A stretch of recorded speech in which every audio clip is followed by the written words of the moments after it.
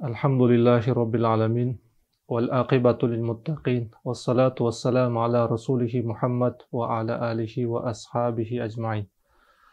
Assalamu alaikum wa rahmatullahi wa barakatuh. Урматтуу мусулман бир туугандар. Азыркы кезде көпчүлүк мусулмандар, көпчүлүк туугандар өзүнүн жашоосу боюнча, өзүнүн дүйнөдө жашап жаткан иштери, жашоосу боюнча арызданып калышат. Жашоомдо береке жок, жашоодон кыйналып жатам, рызкымда береке жок деп. Пайгамбарыбыз саллаллаху алейхи вассаламдын сиз менен бизге берген өтө чоң осуяты ошол жашоого берекелүүлүк, жашоодо бай жашоо. Башкача айтканда, дүйнөлүк материалдардан кыйналбастан жашоого пайгамбарыбыз саллаллаху алейхи вассалам сиз менен бизге эң бир жакшы жолду көрсөтүп кеткен. Имам Байхақи рахимахумуллах ушул хадисти риваят кылат. Bir күнү Ибн Масуд радияллаху анху өлүм төшөгүндө жатып калат.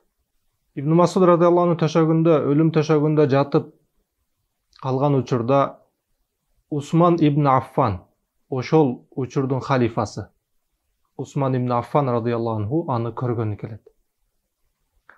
Көргөнү келип, бир аз абалынан сурагандан кийин айтат: "Сенин эмне нерседен арыз мууң бар, эй Ибн Масуд?" деп сурайт. Эмне нерседен арызданасың? Ошондо Абдулла ибн Масуд радияллаху анху: "Күнөөлөрүмдөн арызданам. Менин арыз муум күнөөлөрдөн" деп жооп берет. Караңыздар, ошондой улуу болгон сахабалар, күнөөлөрү кечирилген сахабалар ушундай бир күнөөсүдөн арызданып жатышат. Кайра Усман ибн Аффан суроо берет: "Сен эмнени каалайсың?" Ошондо Ибн Масуд радияллаху анху: "Ошол күнөөлөрүмдүн кечирилүүсүн каалайм" деп жооп берет.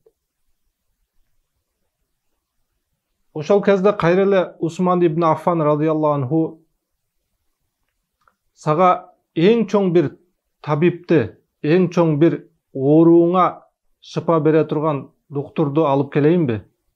деген суроону узатат.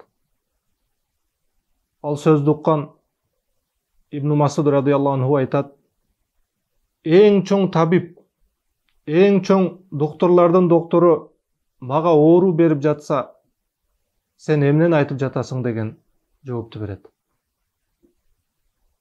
Ошондо: "Материалдык жактан жардам берейин анда", дейт ошол учурдун халифасы Усман ибн Аффан радияллаху анху. Ошондо Ибн Масуд радияллаху анху айтат: "Мага материалдык жактан байлыктын кереги жок. Мен өзүм өлүм төшөгүндө жаткан болсом", дейт.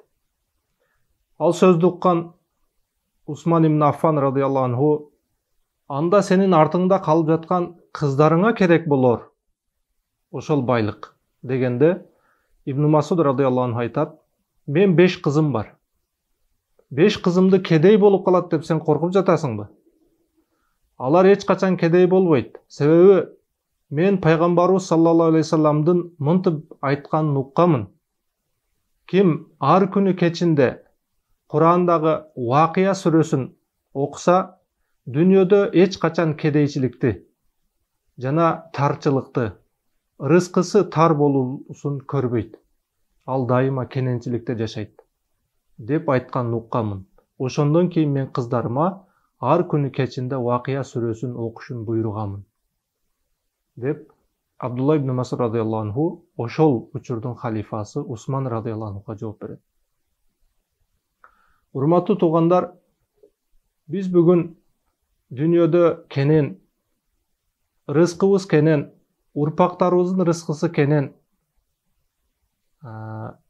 болуп жашоону кааласак, албетте пайгамбарыбыз саллаллаху алейхи вассалам айткан ушул хадиске амал кылсак, Алла субхана тааля сиз менен биздин рызкыбызды кенен, үй бүлөбүздүн рызкысын кенен, эч бир дүйнөлүк жактан кыйынчылыкка учуратпастан, карыздарга дуушар кылбастан кенен жашоо берет иншалла. Алла субханала таала айтылган хадистерге амал кылууга сизге бизге Алла таала мүмкүнчүлүк берсин. Ассаламу алейкум ва рахматуллахи ва баракатух.